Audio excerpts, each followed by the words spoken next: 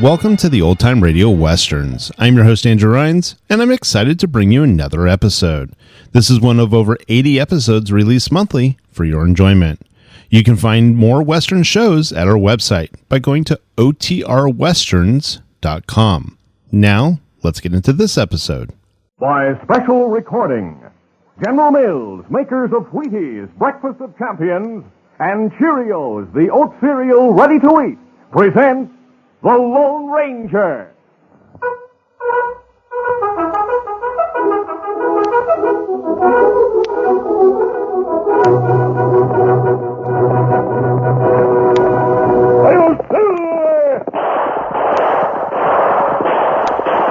A fiery horse with the speed of light, a cloud of dust, and a hearty Hi-Yo Silver. The Lone Ranger.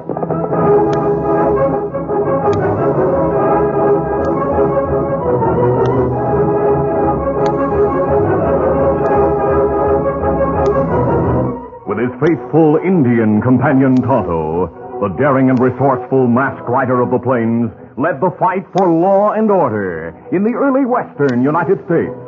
Nowhere in the pages of history can one find a greater champion of justice. Return with us now to those thrilling days of yesteryear. From out of the past come the thundering hoofbeats of the great horse Silver. The Lone Ranger rides again. Come on, Silver. Let's go, big fellow. Hail, Silver! Away!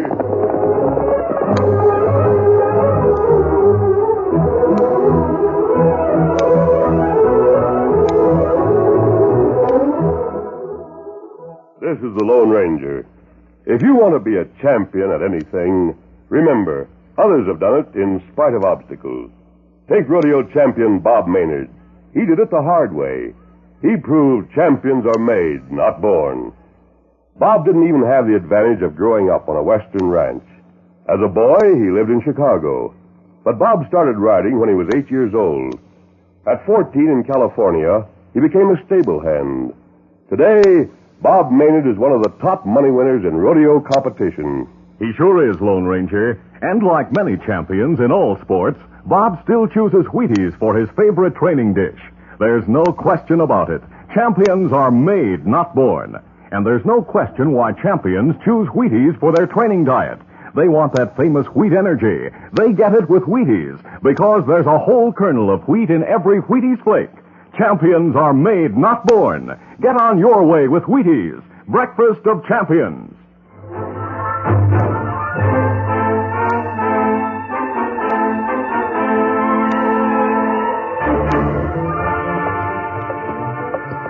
An ex-Confederate officer named Ross Colburn was on his way to his ranch in Texas, not far from the town of Mulejaw.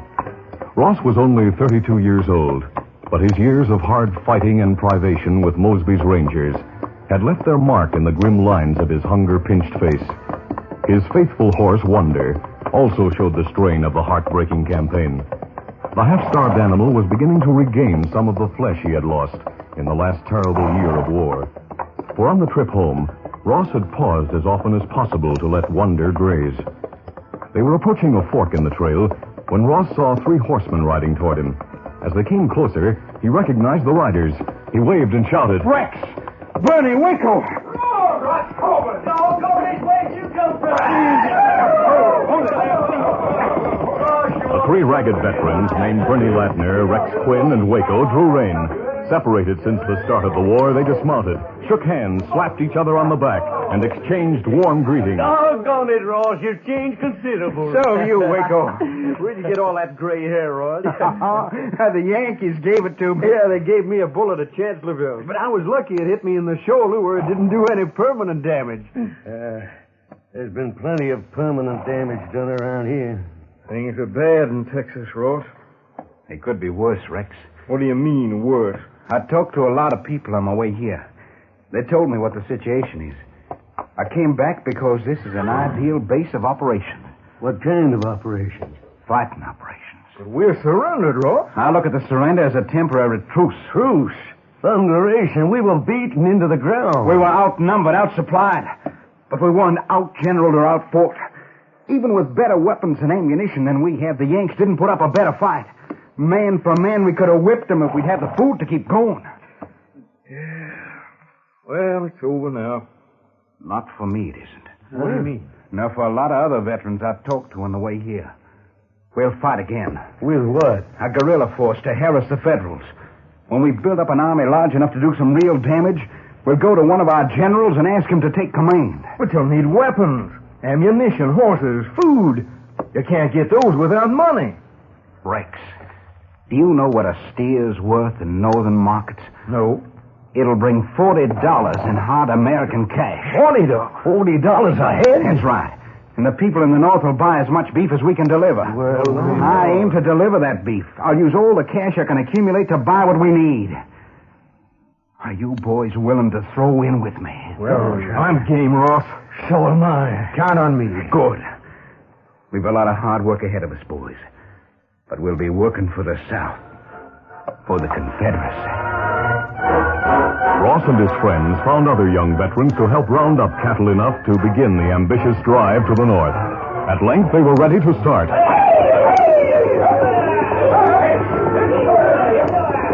The drive progressed without interruption until it reached Kansas.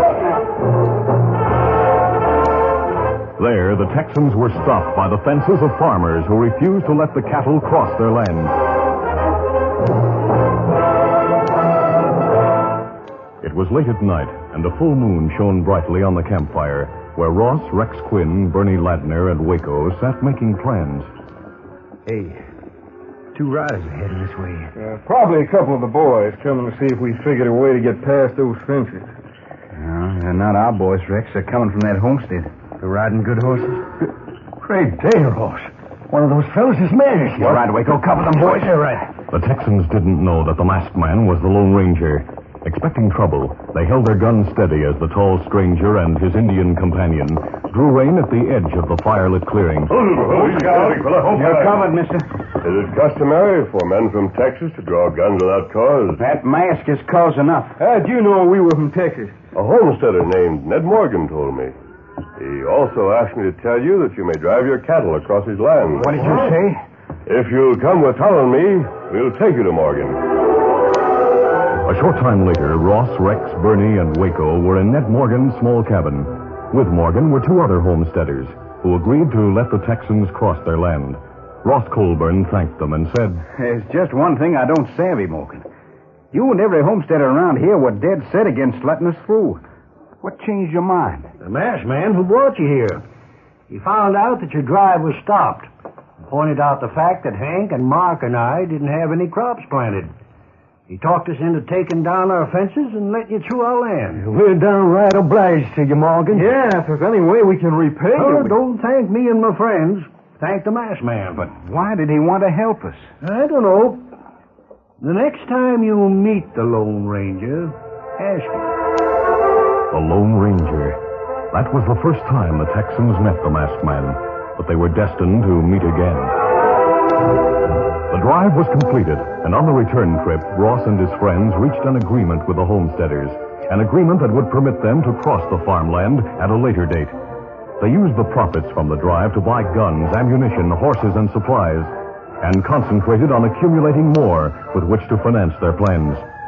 After several other drives, their activities finally came to the attention of federal authorities. Messages concerning them were flashed to Washington. Agents were sent to investigate the situation, and when they returned to the capital, they reported directly to the president. The result was an immediate summons to the governor of Texas. The governor hurried to Washington, and on his return home, he stopped briefly at the ranch of Clarabelle Hornblow. When he left, Clarabelle and Thunder both knew that the governor wanted to see the Lone Ranger. Several days later, the masked man and his Indian companion stopped at the ranch. As soon as they entered the house, Clarabelle told them of the governor's visit. The Lone Ranger and Tonto swung to the saddle and headed for the governor's residence.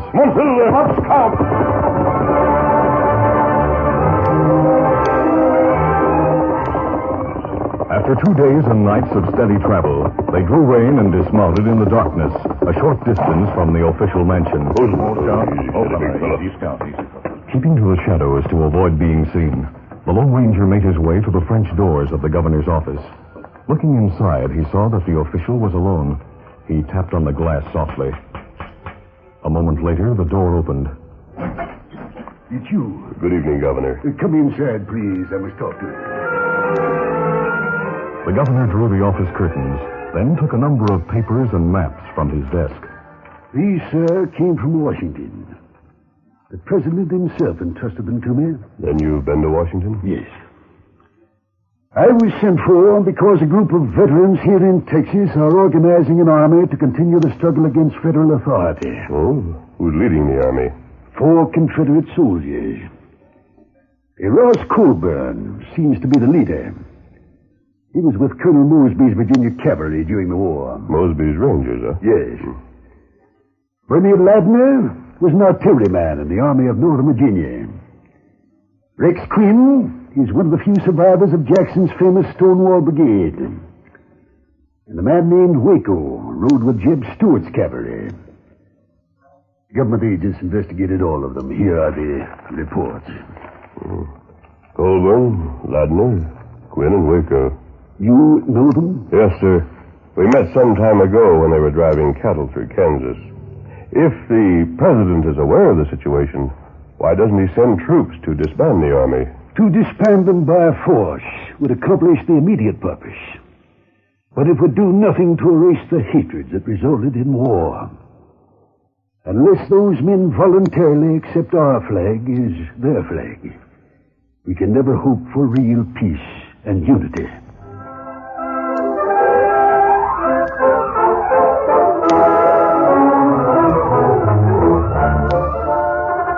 The curtain falls on the first act of our Lone Ranger adventure. Before the next exciting scenes, please permit us to pause for just a few moments.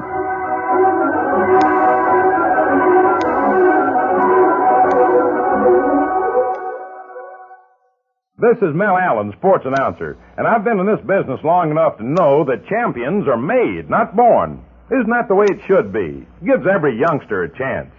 Take Betty Shallow, figure skating beauty with the famous Shipstads and Johnson ice volleys. Why, she was learning to cut figure eights years ago. Been eating Wheaties since she was only chin-high to her breakfast bowl. 20 years ago, that was. Or Otto Graham of the Cleveland Browns, who can thread a needle with a forward pass. Otto made himself a champion, practiced hours every chance he had, and been really going for that Wheaties breakfast for 23 seasons. There's so doggone much honest energy packed into Wheaties. Nothing you pick at and push aside, for Wheaties are downright goblin good. Let me say again what champions know. There's a whole kernel of wheat in every Wheaties plate. And don't you lose track of this fact for a minute. Champions are made, not born. Get on your way with Wheaties, breakfast of champions.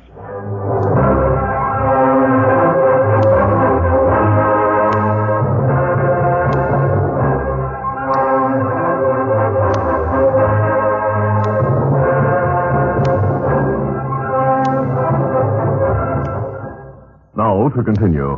The Lone Ranger listened soberly to the governor's account of the problem that might result in the resumption of hostilities between the North and South. Those armed veterans must disband willingly, disarm, and return to their homes. What can I do to help, sir? I'm authorized to ask you to act unofficially for the government. If you're acquainted with Colburn and his friends, you may be able to persuade them to give up their plan. I don't think that's possible, sir. What? I haven't that much influence with them. You could reason with them. You think that would change their loyalties? But, confound it, there must be a way short of bloodshed to stop them. I told the president you were the only man who could do it. Only one man could do it. But if you can't do it, who can? Robert E. Lee. Commanding general of the Confederate forces? Yes, sir. You expect him to persuade Confederate soldiers to abandon their plans? Yes, sir. But he represents everything they fought for. He's the greatest rebel of them all. He's a great man. I think he's a great American. He's a paroled prisoner of war, sir. Governor, will you give me a letter of introduction to General Lee? You counting on his help? I'm going to ask for it. I'll give you the letter, but I shall be sorry to report to the President that we have failed. Save your report until you hear from me, sir. It was mid-afternoon of the next day when a sentry halted the Lone Ranger and Tonto at the entrance to a valley near Mule Jaw Mountain. Don't try reaching for your gun. Where's Ross Colburn? In camp. Will you take me to him? All right, but I'll have to fire a warning shot to alert the camp that you're coming. Go ahead. There. Now then, mister, follow me. Come on. The sentry led the way through the valley entrance. Rounding a bend in the trail, they saw a group of armed men coming toward them. Colburn and his 3 friends were in the lead. Let's burn a redskin. Coming here. You're coming. Quiet down, boys. Colburn, I'm here to see you and your 3 friends. You're the Lone Ranger. That's right. Back to your tents, Mayor. This man, the engine, will frame. All right. Colburn, let's go into your tent. We've a lot to talk about. Colburn and his friends led the way to an army tent. Tonto stood guard outside, while the Lone Ranger told the 4 veterans that the authorities were aware of their activities. They know the location of this headquarters, and they know your plans. Thanks for the warning, mister. Now that we know they're wise to us, we'll move carefully. You intend to go ahead? You're doggone right. Who'll lead you? If Jeb Stewart were alive, he'd map strategy that'd drive the Yankees clean out of the Southwest. Stewart's dead. There's Mosby. Maybe he... You're talking about subordinate officers. That's right. What? You're entirely forgetting the greatest general of them all. Why, The man who led the Confederate Army. You mean... I mean Robert E. Lee. Great day. If General Lee would take command. Why not ask him what he thinks of your plan? Where would we find him? I'll take you to him. Will your men remain here until we return? Well, they'll stay here till doomsday if they think the general's coming back to lead him.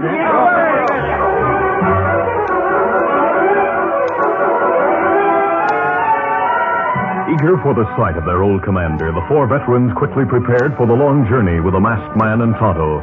Leaving orders with the men who were to remain in the valley, Ross asked... Are you fellas all set? Then let's travel.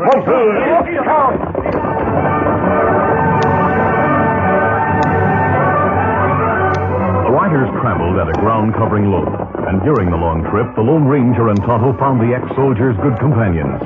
Avoiding towns and settlements, where the Lone Ranger's mask would be questioned, they rode steadily. As they moved into the state of Virginia, the men became grim and silent.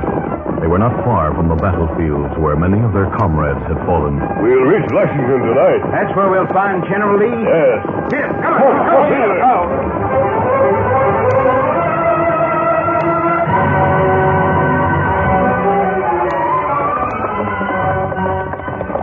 It was after 9 o'clock that evening when they reached the vicinity of Washington College in Lexington, Virginia. They drew rein a short distance from the college building. While the 4 veterans studied the moonlit landscape, the Lone Ranger took the governor's letter from his pocket and handed it to Tonto. Tonto, will you take this letter to General Lee and ask him if he'll meet us here? And where may we find him? He'll be in the college president's house. You'll have to ask directions to it. Me savvy. Come, Scout. Come, fella. Do you think he'll come to meet us, mister? We'll have to wait and see. Easy. The men dismounted and stood beside their horses, waiting for Tonto to return.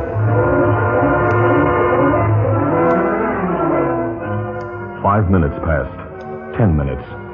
And then the sound of hoofs broke the quiet of the college surroundings. At length, 2 riders came into view. They recognized Tonto, but the hat brim obscured the face of the other horseman. Can it be? There was something familiar about the gait of the handsome gray horse, and an unmistakable dignity about the man in the saddle. Suddenly, Ross Colburn reached for his hat. As he removed it, he murmured, Boys, it's Master Robert. Uncle Bob. General Lee. The rider who brought the beloved war-horse traveler to a halt in the moonlit clearing was no ordinary man. For no ordinary man could have inspired the blind loyalty of men like Stonewall Jackson, Jeb Stewart, A.P. Hill, and countless other brave soldiers. Robert E. Lee was a great man, and as the Lone Ranger met him for the second time in his career, he knew that he had made no mistake in reuniting the 4 veterans with their old commander. The general's voice was warm and friendly when he spoke to the masked man. We've met before, sir. I wasn't sure you'd remember the meeting, General Lee. I do remember. You did me a great service in the West years ago. I'm glad to see you again. Thank you, sir. Well, gentlemen, what may I do for you? Captain Ross Colburn, 43rd Battalion, Virginia Cavalry, reporting for duty, General. Duty, Captain Colburn? That's right, sir. Our friends and I are here to offer our services. We've accumulated guns, ammunition, supplies, and 100 ex-soldiers who are ready to go on with the fight. Ross spoke eagerly, but the general listened in silence. We've only 100 men now. But if we can go back to Texas and say that you'll lead us, we'll be able to muster an army of thousands. So that's why you're here. We've come all the way from Texas to ask you to lead us again. We weren't outfought the last time, General Lee. And with luck, I know we weren't outfought, Captain. No men ever fought better than those who stood by me. We'll lick the Yankees for sure this time. Gentlemen, the disputed matters between the North and South were decided by war. We must abide by that decision. I gave my word, gentlemen. But, sir, we won every battle the South fought. We can't... Oh, you were good soldiers, loyal soldiers. But your duty now is to unite in an honest effort to obliterate the effects of war and restore the blessings of peace to our land. Peace, sir? Yes. Promote harmony and good feeling. Qualify yourselves to vote and then elect to the state and general legislatures wise and patriotic men who will devote their abilities to the interests of the country and the healing of dissensions. I have invariably recommended this course since the cessation of hostilities, and I've endeavored to practice it myself. But what about us? We've worked to build up an armed force. We've got supplies and men who are ready to fight. We're waiting for orders. Gentlemen, I earnestly hope that you will abandon your animosities and make your sons American.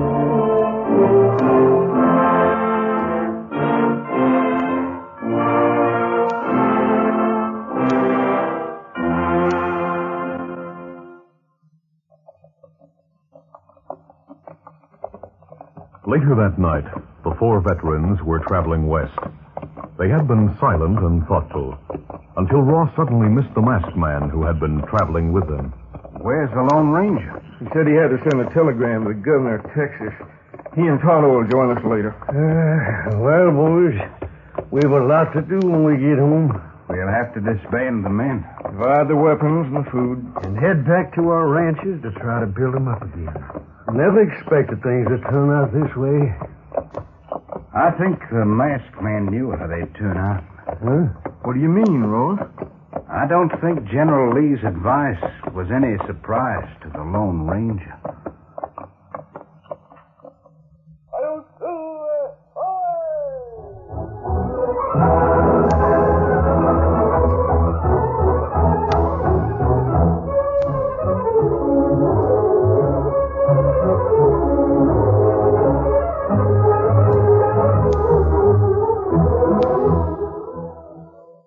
Diving Doris is 13, and she is the diving queen. She can do a flip because she knows she's got gold power from Cheerios. Yes, she's got gold power. There she goes. She's feeling her Cheerios, Cheerios, Cheerios. Kids, every delicious spoonful of Cheerios and milk is real muscle-building food. Each spoonful contains vitamins, minerals, and proteins your body needs. Yes, the good things in a Cheerios breakfast do good things for your body. Help you have healthy nerves, good red blood, strong bones, and muscles. Cheerios, remember, is made from oats, yet needs no cooking. Eat Cheerios, the cereal shaped like little letter O's. Then you'll hear people say, She's feeling her Cheerios.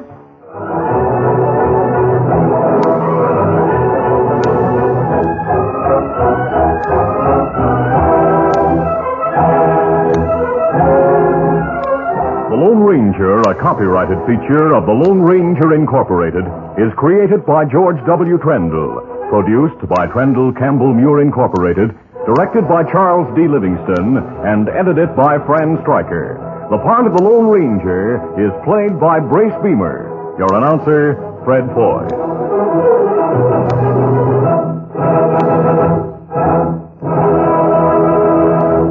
The Lone Ranger is brought to you by General Mills every Monday, Wednesday, and Friday at this same time. Be sure to listen. This recorded program has come to you from Detroit. This is ABC Radio Network.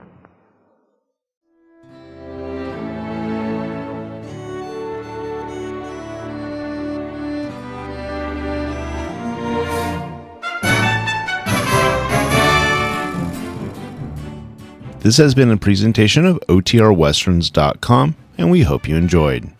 Please take some time to like and rate this episode within your favorite podcast application. Follow us on Facebook by going to OTRWesterns.com/Facebook, and subscribe to our YouTube channel by going to OTRWesterns.com/YouTube. Become one of our ranch hands and unlock some exclusive content. We want to thank our most recent ranch hands, Steve, who joined us recently.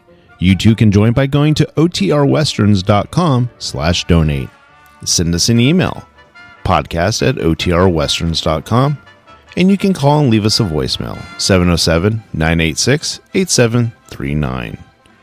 This episode is copyrighted under the attribution non-commercial share-alike copyright. For more information, go to OTRWesterns.com/copyright. Have a great day, and thanks for listening.